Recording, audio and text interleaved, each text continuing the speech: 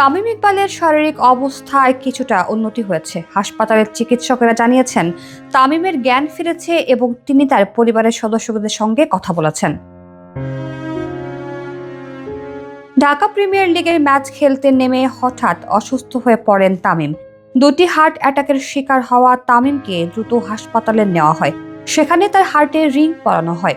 Savar KPG হাসপাতালের পরিচালক doctor Rajib জানিয়েছেন এনজিওগ্রাম, এনজিওপ্লাস্টি ও স্টেন্টিং সফলভাবে সম্পন্ন হয়েছে। তামিম বর্তমানে কার্ডিয়াক কেয়ার ইউনিটে চিকিৎসাধীন এবং ডাক্তারদের নিবিড় পর্যবেক্ষণে রয়েছেন। তামিমের চিকিৎসার বিষয়ে বিসিবি পরিচালক মাহবুবুল আনাম বলেন, প্রত্যেকটি ধাপে সঠিক সিদ্ধান্ত নেওয়া হয়েছে এবং সেটি ছিল সবচেয়ে গুরুত্বপূর্ণ। এরই মধ্যে তামিমের অফিসিয়াল ফেসবুক পেজ থেকেও তার শারীরিক অবস্থার বিস্তারিত জানানো হয়েছে। তামিমের দ্রুত সুস্থতার জন্য দেশ জুড়ে দোয়া ও প্রার্থনা চলছে, যাতে তিনি দ্রুত স্বাভাবিক জীবনে ফিরে আসতে পারেন।